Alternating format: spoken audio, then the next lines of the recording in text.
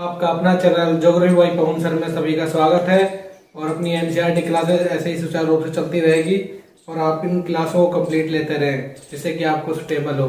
और आज का चैप्टर है अपना 7th क्लास का वायु, 4th चैप्टर।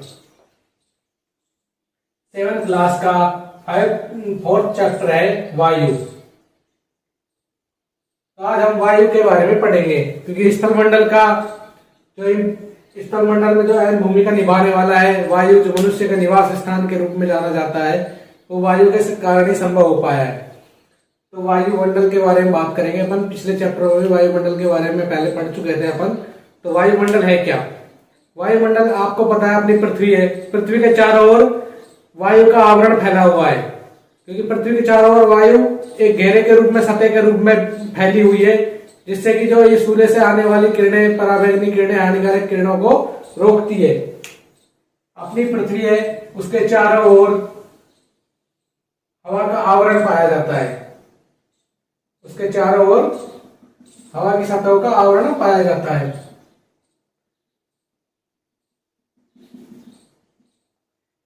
ये हवा की सतह जो हमारे मनुष्य जीवन के लिए अहम भूमिका निभाती है क्योंकि सूर्य से जो प्रकाश की किरणें आती है वो कई प्रकार की हानिकारक किरणें भी आती है, जिनसे ये वायुमंडल के कारण अपनी सुरक्षा करती है और हानिकारक किरणों को आने से रोकती है।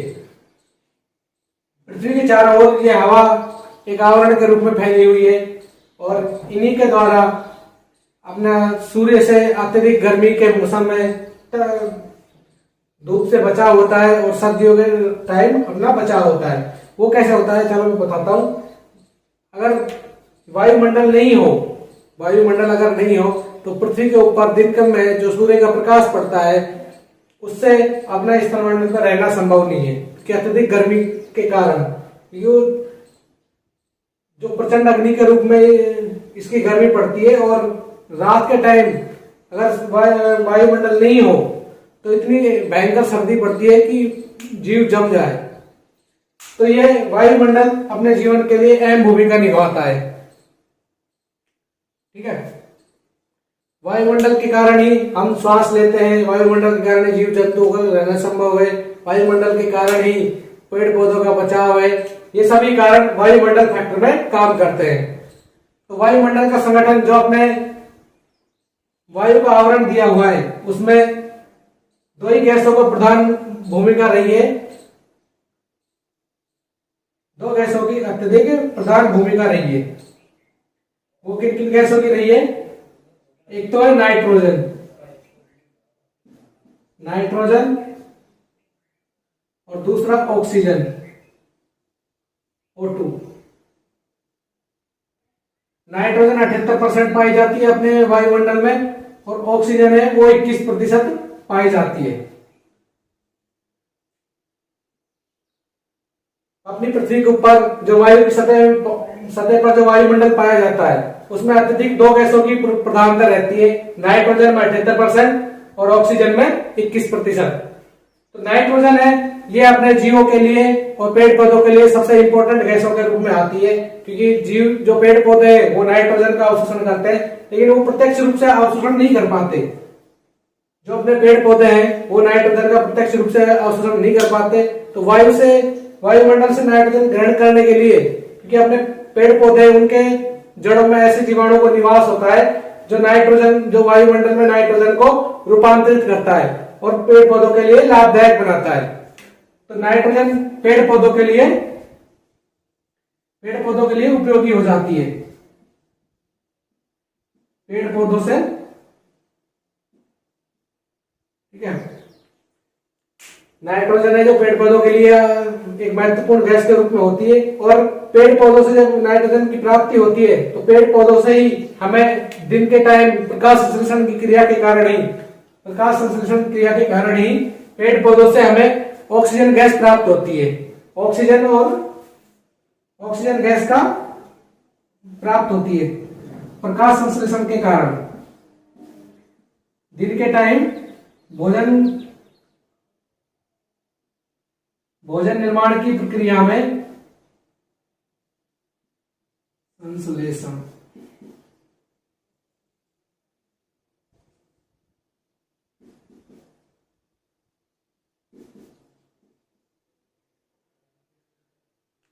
पेड़ पौधे दिन के समय जो प्रकाश संश्लेषण की क्रिया करते हैं, जिसके कारण भोजन की प्राप्ति, भोजन का निर्माण करते हैं पेड़ पौधे, तब ऑक्सीजन का स्राव करते हैं, ऑक्सीजन का छोड़ते हैं, ऑक्सीजन गैस का त्याग करते हैं। तो ऑक्सीजन गैस दिन में प्रकाश संश्लेषण क्रिया के कारण ही प्राप्त होती है हमें, और प्रकाश संश्लेषण क्रिया के कारण जब ऑक्सीजन हमें प्राप्त होती है तो ऑक्सीजन मनुष्य के लिए और जीव के लिए एक महत्वपूर्ण भूमिका निभाती है,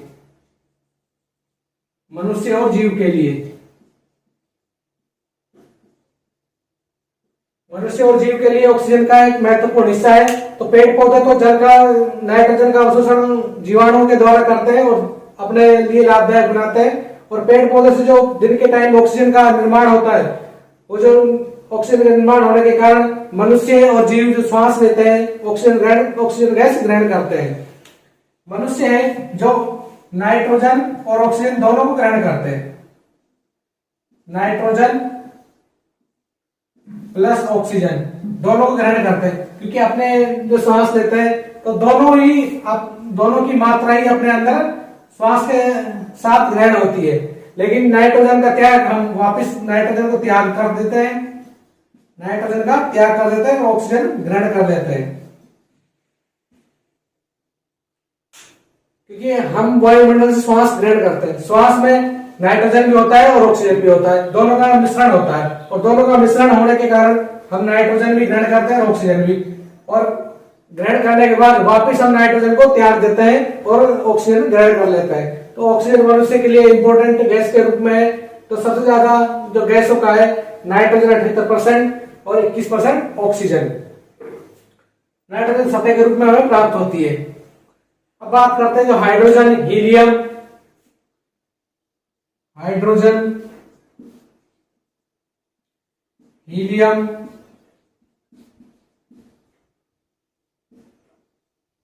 आर्गन, कार्बन डाइऑक्साइड,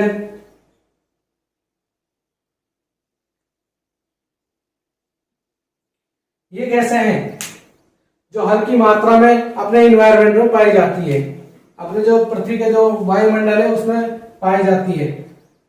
ऑर्गन है वो 0.09% पाई जाती है, कार्बन डाइऑक्साइड 0.03% पाई जाती है। तो इस प्रकार इनकी मात्रा बहुत कम के बराबर है, और प्लस में जलवाष्प जो धूल के कारण पाए जाते हैं वो सभी भी इसी में पाए जाते हैं।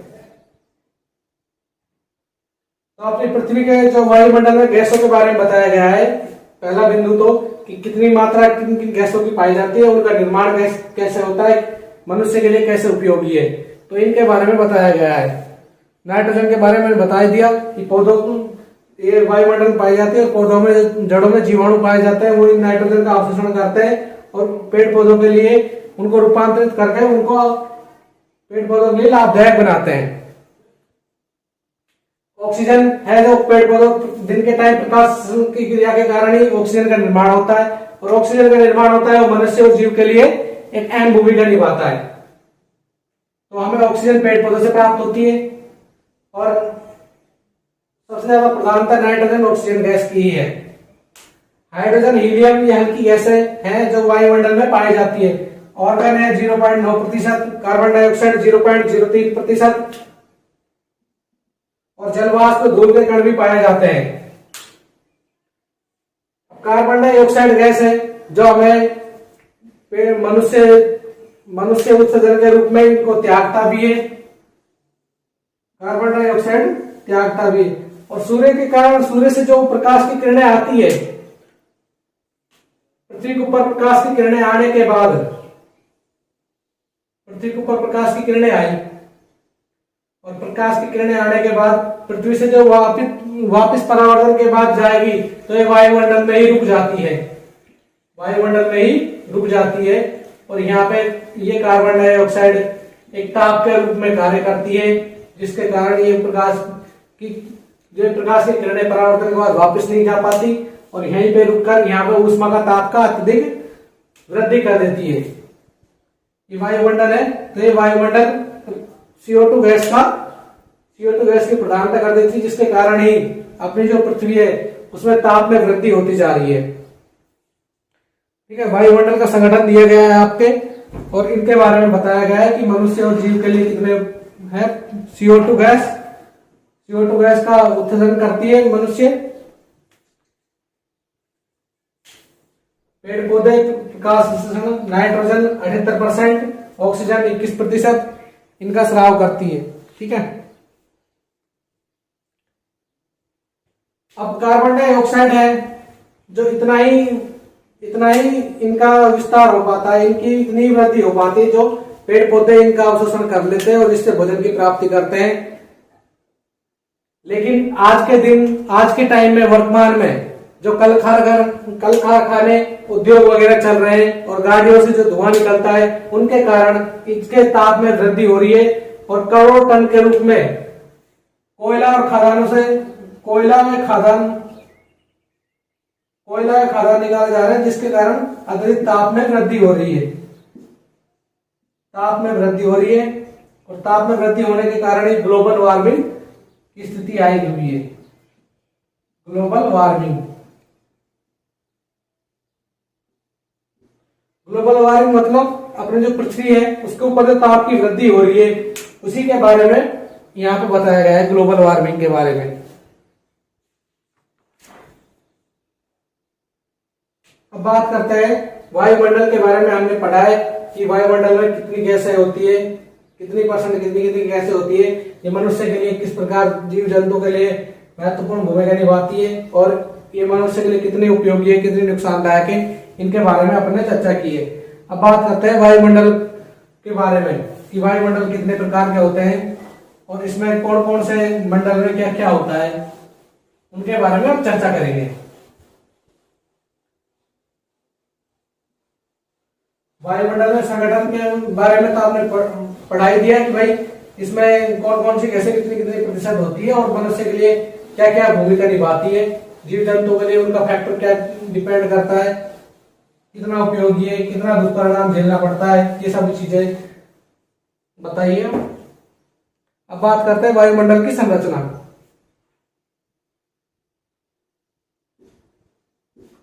वायुमंडल की संरचना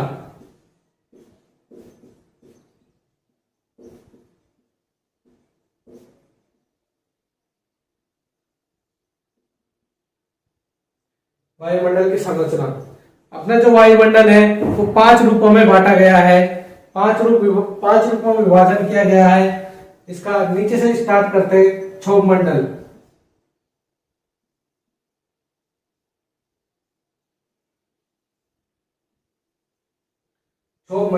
जो अपनी पृथ्वी है, स्थल मंडल है, स्थल मंडल पर जो सबसे प्रारंभ में मंडल के रूप में कार्य करता है वो क्षोभ मंडल के रूप में कार्य करता है।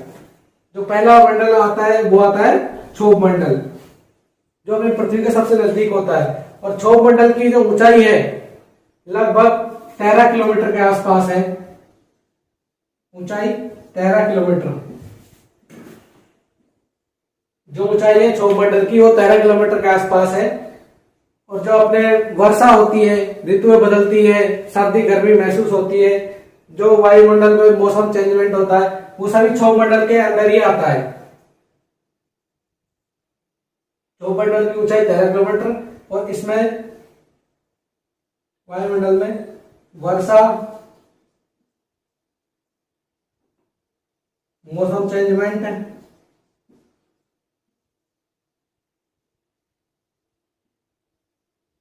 आर्द्रता,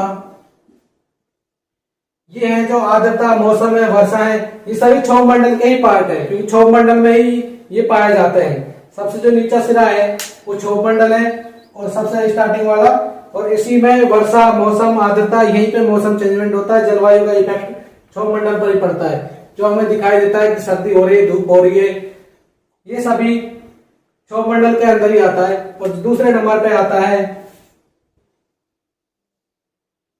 क्षोभ मंडल, उसके बाद आता है समताप मंडल। समताप मंडल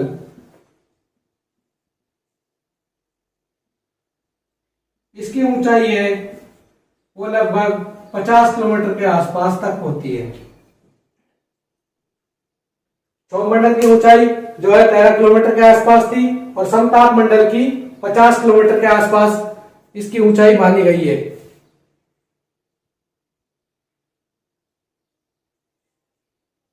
समताप मंडल की ऊंचाई 50 किलोमीटर के आसपास मानी गई है।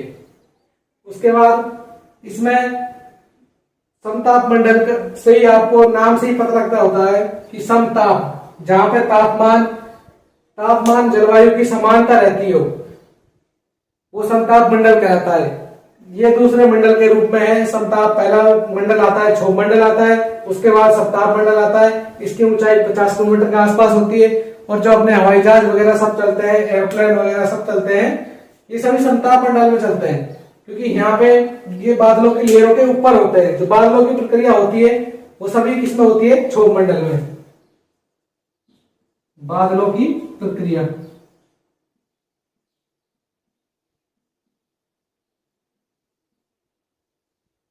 बादलों की प्रक्रिया क्षोभ मंडल में होती है और समताप मंडल में यहाँ पे तापमान में जलवायु समानता रहती है और हमें जो एरोप्लेन वगैरह उड़ाने होते हैं उनके ऊपर बादलों का इफेक्ट नहीं पड़े, तापमान का इफेक्ट नहीं पड़े, इसके लिए हम उनका उपयोग समताप मंडल में करते हैं।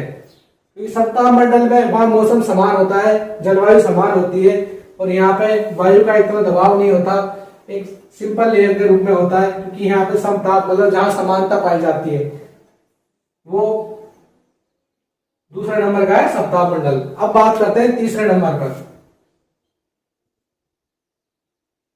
तीसरे नंबर पर आता है मध्य मंडल। मध्य मंडल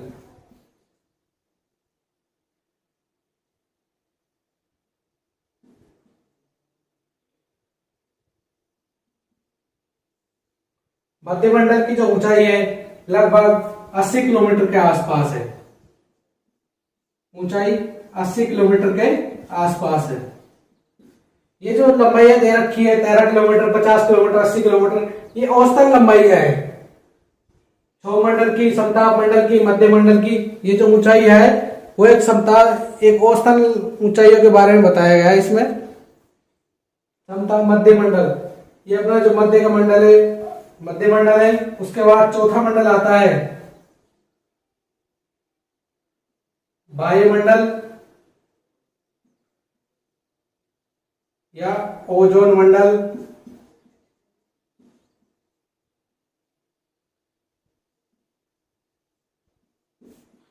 इसकी जो ऊंचाई है लगभग 80 से 400 किलोमीटर के आसपास है। 80 से 400 किलोमीटर। ओजोन मंडल जो बाहरी मंडल है वो 80 से 400 किलोमीटर है और इसमें यह है कि जो प्रकाश की किरणें सूर्य से आती है, हानिकारक किरणें जिनसे हमें एक सुरक्षा प्रदान करती है, वो ओजोन मंडल के रूप में ही है। क्योंकि ओजोन मंडल बाहरी मंडल का एक पार्ट है, एक भाग है, वही हमें पराबैंगनी किरणें या हानिकारक किरणों की सुरक्षा करती है, वो बाहरी मंडल या ओजोन मंडल से ही होती है। आज के टाइम में वर्तमान में ओजोन मंडल का खतरा मंडराया हुआ है, क्योंकि इनकी जो एक लेयर है उसमें पतलापन आने लगा है। क्योंकि जो उद्योग धंधे वगैरह चल रहे हैं, उद्योगों के कारण, इनकी धुआओं के कारण इनके ऊपर जो इफेक्ट डालता है वो ओजोन मंडल पर पड़ रहा है और ओजोन मंडल पर इफेक्ट पड़ने के कारण इनकी जो लेयर है वो पतली होती जा रही है। अब जो पांचवा मंडल है, सबसे बाहरी मंडल, वो है बहिर्मंडल। बहिर्मंडल जो लास्ट का मंडल है वो बहिर्मंडल है। उसके बारे में जो सबसे ऊपर का मंडल होता है, सबसे ऊपर का मंडल है बहिर्मंडल। स्टार्टिंग का क्षोभ मंडल, समताप मंडल, मध्य मंडल, बाहरी मंडल या ओजोन मंडल, बहिर्मंडल, ये वायुमंडल के मंडल दिए हुए हैं जो इनको पांचों में विभाजित किया गया है।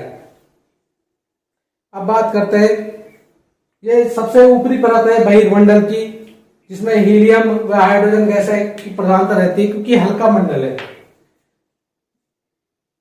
इसमें हाइड्रोजन व हीलियम गैसों की प्रधानता रहती है। हाइड्रोजन व हीलियम गैसों की प्रधानता बहिर्मंडल में रहती है, क्योंकि यहाँ सबसे बाहरी मंडल होता है बहिर्मंडल और यहाँ पे हल्कापन होता है गैसों का। और सबसे हल्की गैस सबसे ऊपर मिलेगी, तो हाइड्रोजन और हीलियम वही मंडल में मिलती है। अब बात करते हैं मौसम और जलवायु के बारे में। मौसम और जलवायु के बारे में, मंडल, वायुमंडल की संरचना आपने पढ़ ली, क्षोभ मंडल, समताप मंडल, मध्यमंडल, भारी मंडल, ओजोन मंडल। इसका जो प्रश्न उठता है, एक तो ये क्षोभ मंडल से संबंधित उठता है कि बादलों की प्रक्रिया, आर्द्रता, मौसम चेंजमेंट कहाँ होता है, तो ये क्षोभ मंडल में होता है। एरोप्लेन वगैरह कहाँ चलता है, समताप मंडल में चलता है। हल्की गैसें कहाँ होती है, वायुमंडल में। ओजोन मंडल में की ऊंचाई कितनी होती है, 80 से 400 किलोमीटर के आसपास। ठीक है, अब बात करते हैं अपन मौसम और जलवायु के बारे में।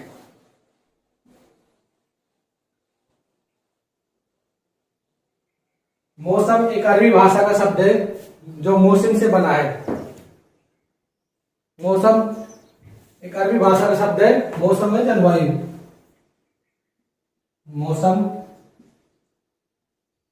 व जलवायु।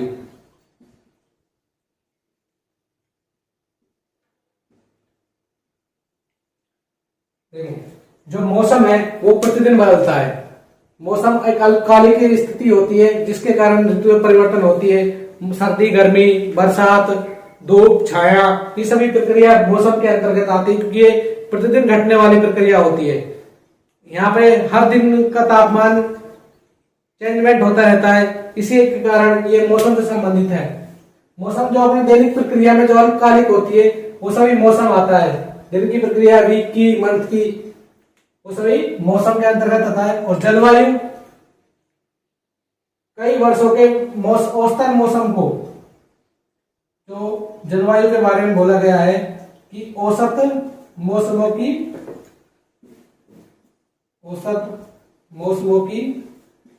अवधि को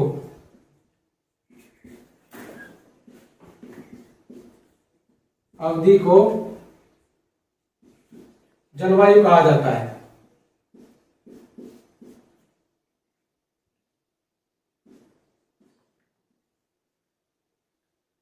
जो जलवायु के बारे में, मौसम के बारे में जो प्रतिदिन घटना घटती है, ऋतुएं बदलती है, सर्दी, गर्मी, तापमान चेंजमेंट होता है, वो मौसम के अंतर्गत होता है। और जलवायु के अंतर्गत औसत मौसमों की अवधि को जलवायु कहा जाता है क्योंकि इसमें अत्यधिक जो औसत होती है, कई वर्षों के जो मौसमों की औसत होती है, उसी आधार पर इसको जलवायु का रूपांतरण किया गया है। जो अपने भारत की जलवायु है वो मौसमी जलवायु के अंतर्गत आती है। जो दैनिक प्रक्रियाएं होती है वो सभी मौसम के अंतर्गत आती है। अब अपन बात करेंगे कि जलवायु में कौन कौन सा फैक्टर आते हैं। एक तो आता है तापमान,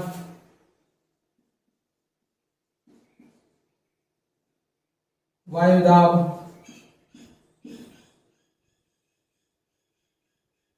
तापमान आता है, वायुदाब आता है, वर्षा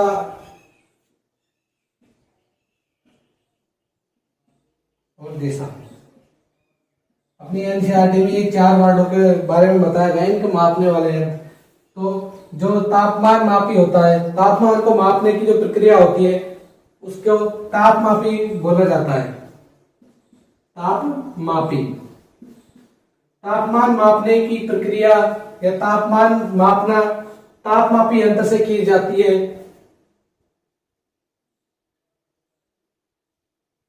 तापमान मापने की प्रक्रिया तापमापी कहलाती है और तापमान को मापने के यंत्र को तापमापी बोला जाता है। इसकी जो मानक इकाई है सेल्सियस। मानक इकाई वो है सेल्सियस।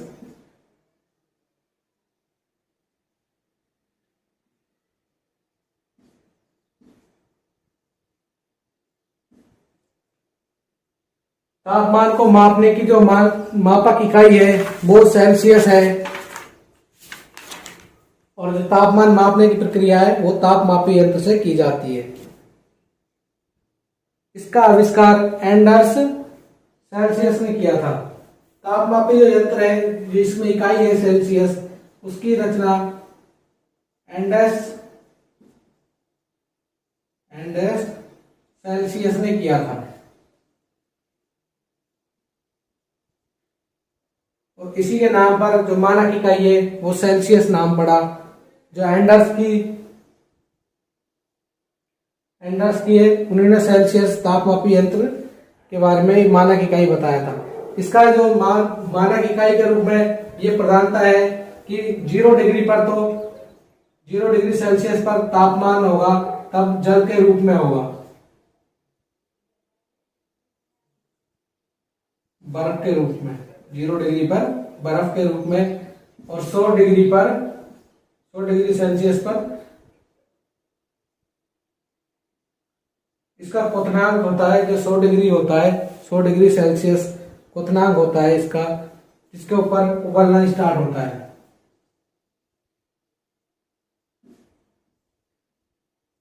तो तापमान के बारे में इतना ही बताया गया है कि सेल्सियस है, सेल्सियस ने इसकी खोज की थी। एंडर्स सेल्सियस 0 डिग्री सेल्सियस बर्फ के रूप में होता है, 100 डिग्री सेल्सियस पर उबलना स्टार्ट हो जाता है। ये मानक इकाई के बारे में बताया गया है। अब देखो, जिधर जो वायु है, अपनी जो वायु है वो किस प्रकार काम करती है। अत्यधिक तापमान पर देखो, इधर अत्यधिक तापमान है और इधर तापमान की कमी है। अधिकता, कमी, तापमान।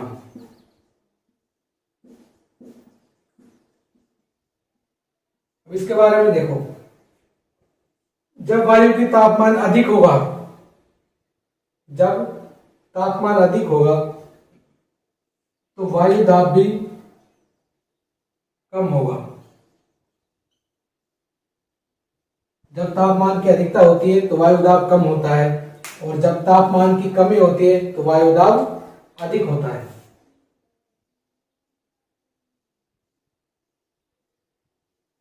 वायु दाब।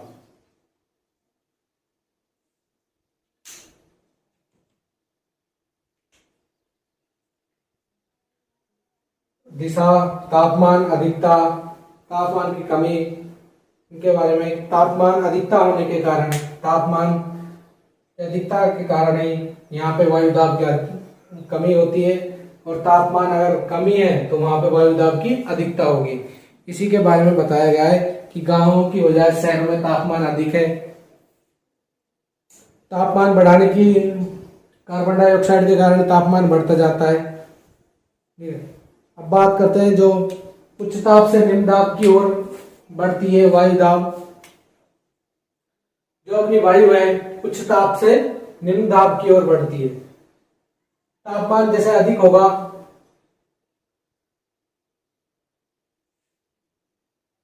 तापमान की स्थिति विपरीत होगी। तापमान जब अधिक होगा तो वायु दाब कम होगा, वायु दाब कम होगा, और जब तापमान की कमी होगी तो वायु दाब अधिक होगा। वायु हमेशा अधिक वायु दाब से कम वायु दाब की ओर बढ़ती है। जहां पे वायु का दाब अधिक होगा वहां से वायु कम वायु दाब की ओर अग्रसर होती है, बढ़ती है। वायु का जो संचरण है, जो प्रसार है, वो अत्यधिक वायु दाब से निम्न वायु दाब की ओर बढ़ता रहता है। जो पवने हैं, मुख्य रूप से पवनों को, तापमान को मापने की इकाई तापमापी, वायुदाब को मापने वाली इकाई वायुदाबी, वायुदाब, वर्षा को वर्षण, दिशा को वाक दिशा के रूप में। अब बात करते हैं अपन पवन के बारे में। जो पवन है, स्थायी पवन है, स्थायी पवन है, मौसमी पवन है, स्थानीय पवन है, इनके बारे में विभाजन किया गया है। तो पवनों को मुख्य रूप से 3 भागों में बांटा गया है।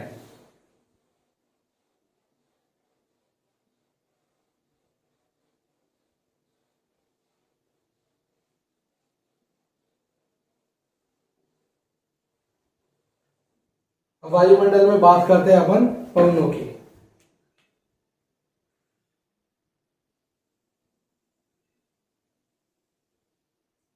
ये अपनी पृथ्वी है, ये अपनी पृथ्वी है।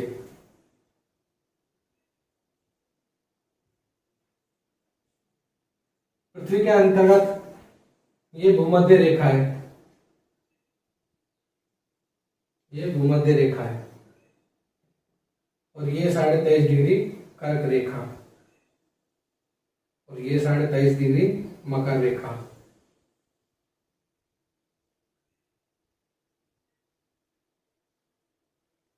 ये उत्तरी ध्रुव, ये दक्षिणी ध्रुव।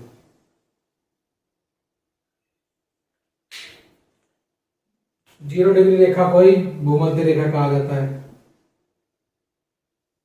भूमध्य रेखा।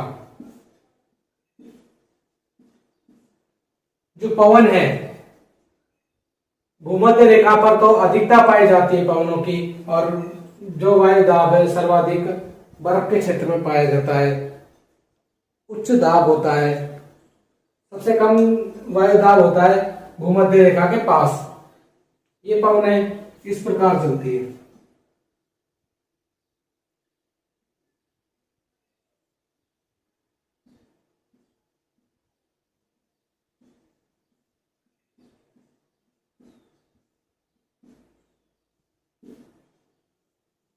भूमध्य रेखा के जो अंतर्गत आते हैं, वो भूमध्य रेखा निम्न दाब की ओर होता है। निम्न दाब सबसे, जो पृथ्वी पर सबसे कम निम्न दाब पाया जाता है वो भूमध्य रेखा पर पाया जाता है।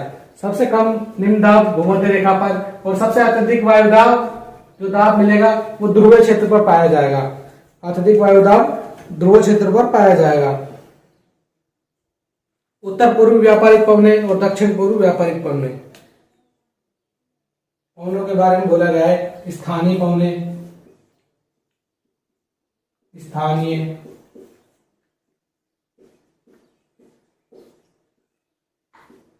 व्यापारिक पवनें,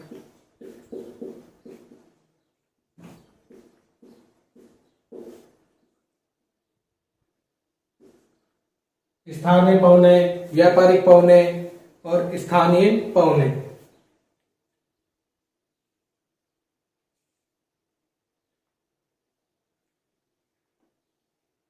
स्थायी पवनें, ये है स्थानिक पवनें, स्थानीय पवनें।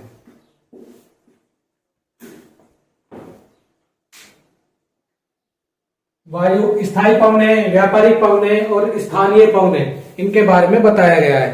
जो स्थानीय पवनें हैं, जो स्थायी पवनें हैं, सबसे पहले व्यापारिक पश्चिमी एवं पूर्वी पवनें स्थानीय पवनें हैं। व्यापारिक पश्चिमी और पूर्वी पवनें हैं, जो व्यापारिक पवनें के रूप में जाना जाता है। ये वर्ष भर लगातार निश्चित दिशा में चलती रहती है।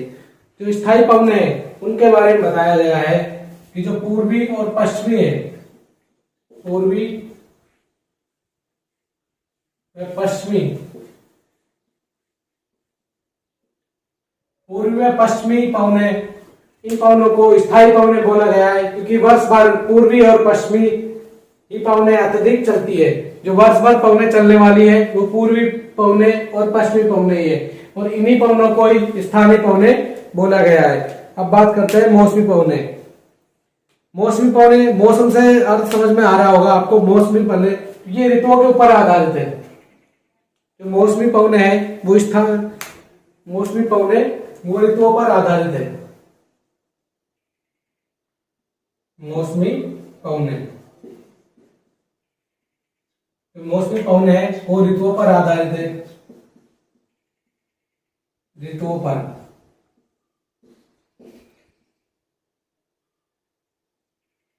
स्थायी पवनें पूर्वी और पश्चिमी पवनें हैं, और मौसमी पवनें हैं जो ऋतुओं पर आधारित है, और स्थानीय पवनें हैं जो किसी स्थान विशेष पर चलने वाली पवनों से ही लिया गया है। अब देखो, स्थायी पवनें के रूप में आपको पता होना चाहिए कि पूर्वी और पश्चिमी पवनें ही है, क्योंकि वर्ष भर जो पवनें चलती है पूर्वी और पश्चिमी पवनें ही चलती है। मौसमी पवनें ये ऋतुओं के ऊपर डिपेंड होती है। ऋतु चेंजमेंट होती है तो पवनें भी चेंजमेंट हो जाती है। और स्थानीय पवनें किसी स्थान विशेष पर जो चलने वाली पवनें होती है वो स्थानीय पवनें कहलाती है। देखो, सबसे ज्यादा वायुदाब ध्रुवीय क्षेत्र में होता है।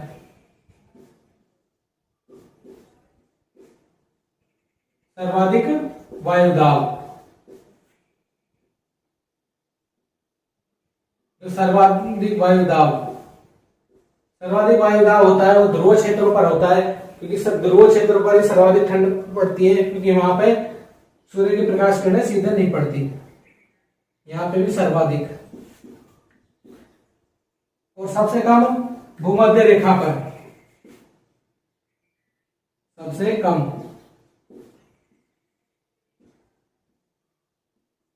सबसे कम वायु दाब। सर्वाधिक वायु दाब ध्रुव क्षेत्र में पड़ता है, सर्वाधिक वायु दाब ध्रुव क्षेत्र में पड़ता है, और सबसे कम जो वायु दाब है भूमध्य रेखा पर पड़ता है। तो सबसे कम वायु दाब भूमध्य रेखा पर है, और सर्वाधिक सर्वाधिक होगा वो वायु दाब होगा वो ध्रुव क्षेत्र पर होगा। तो ये पवनें हमेशा उच्च वायु दाब से निम्न वायु दाब की ओर चलती रहती है, उच्च वायु दाब से निम्न वायु दाब की ओर चलती रहती है।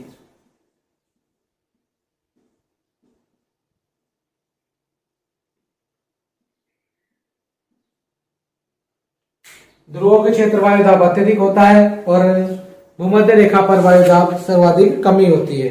अब बात करते हैं आर्द्रता के बारे में। पवनों के बारे में अपन ने पढ़ लिया है, अब जो बात करते हैं आर्द्रता के बारे में।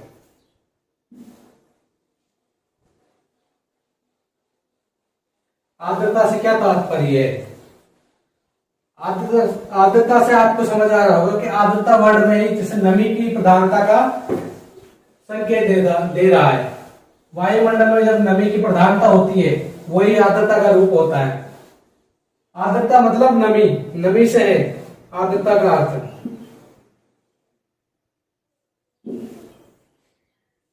आर्द्रता का तात्पर्य नमी से।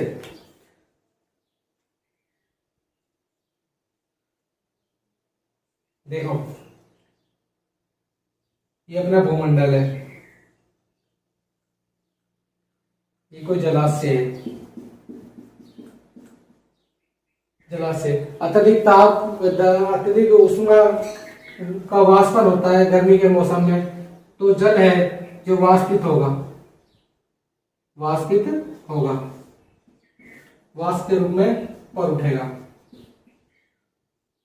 वाष्पीकरण की क्रिया होगी, वाष्पीकरण क्रिया होगी तो बादलों का निर्माण होगा,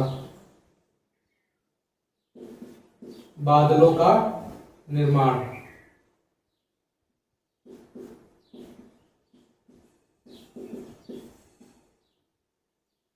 वाष्प के रूप में ऊपर उठेगी जलाशय से और फिर बादलों का निर्माण होगा, और बादलों के निर्माण होने के बाद ये पुनः प्रक्रिया जब अत्यधिक दाब लगती है, अत्यधिक ऊपर ऊंचाई पे जाने के बाद ये ठंडा होने जो जल है वो वाष्प के रूप में जमने लगता है। जब जमने की प्रक्रिया स्टार्ट होती है, जमने की प्रक्रिया स्टार्ट होती है, जब वाष्पीकरण की जल वाष्प के रूप में ऊपर उठता है, बादलों का निर्माण होता है और जमने की प्रक्रिया स्टार्ट होती है, तो ये वर्षा के रूप में भूमंडल पर इनकी बूंदों का निस्तारण होता है। तो ये वायुमंडल में वाष्पीकरण से बादलों का निर्माण, बादलों का ऊंचाई पर अत्यधिक जाने के कारण जमने की प्रक्रिया स्टार्ट, जमने की प्रक्रिया होने के बाद ये इनका दाब अत्यधिक होने के कारण ये भूमंडल पर वर्षा के रूप में नीचे आती है। तो ये आर्द्रता के बारे में बताया गया है। इस प्रकार जलवाष्प की क्रिया चलती रहती है सुचारू रूप से पृथ्वी पर।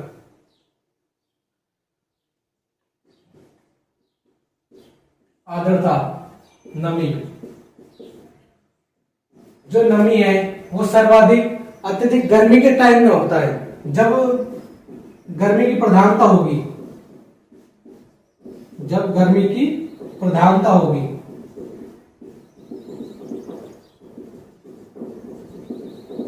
जब गर्मी की प्रधानता होती है तो उसमें जल वाष्प इकट्ठा करने की जो स्थिति है वो सर्वाधिक होती है। जल वाष्प इकट्ठा करने की स्थिति सर्वाधिक होती है। गर्मी की प्रधानता पर जल वाष्प अत्यधिक मात्रा में वाष्पीकरण की क्रिया के कारण इकट्ठा होता है, और इकट्ठा होने के कारण वायुमंडल में नमी की प्रधानता होने लगती है, जिसे अपने मौसम में उमस बोला जाता है। चिपचिपापन की जो स्थिति आती है वो आर्द्रता के कारण ही आती है। और आर्द्रता कब होती है? गर्मी के मौसमों में। गर्मी के मौसम में जब जलवाष्प अत्यधिक मात्रा में वाष्पीकरण क्रिया चलती है, उस प्रक्रिया में ये वाष्प के रूप में वायुमंडल में फैल जाती है छोटी छोटी बूंदों के रूप में, और जिससे चिपचिपा सा महसूस होता है। वो चिपचिपा सा, जिससे उमस बोला जाता है, अपने देसी भाषा में उमस बोला जाता है, वो उमस इसी के कारण होता है, गर्मी की प्रधानता के कारण। और जलवाष्प के कारण, जलवाष्प की स्थिति होने के कारण इसे ही आर्द्रता बोला जाता है, जिसे अपन उमस भी बोल सकते हैं। ये सर्वाधिक आर्द्रता उन क्षेत्रों में ज्यादा होती है जहां समुद्र तटीय क्षेत्र है, क्योंकि समुद्र तटीय क्षेत्र नजदीक होने के कारण स्थल पवने और जलीय पवने, स्थल पवने व जलीय समीर, जलीय पवने कि वहां पर सर्वाधिक प्रक्रिया स्थल से जल की ओर, जल से और स्थल की ओर ये प्रक्रिया चलती रहती है पवनों की, क्योंकि उच्च दाब से निम्न दाब की ओर बहने के कारण वायु का वहां पे सर्वाधिक आर्द्रता की स्थिति होती है। वहां पे हमेशा लगभग एक ही मौसम बना रहता है वर्ष भर। समुद्र तटीय क्षेत्रों पर हमें देखा भी जा सकता है। तो वायुमंडल में यही फैक्टर था आज का। सबसे पहले वायुमंडल के संगठन के बारे में बताया गया था। वायुमंडल के संगठन के बाद वायुमंडल में जो वायुमंडल के 5 रूप है, क्षोभ मंडल, समताप मंडल, आयन मंडल, जिसे मध्य मंडल भी बोला गया है, फिर बहिर्मंडल, इनके बारे में बताया गया है, मंडलों के बारे में बताया गया है। उसके बाद वायुदाब के बारे में बताया गया था। वायुदाब के बारे में बताने के बाद स्थायी पवने, मौसमी पवने और ऋतु पवनों के बारे में बताया गया है। ये प्रक्रिया, ये लगभग ये आपका चैप्टर है जो कंप्लीट हो चुका है वायु का।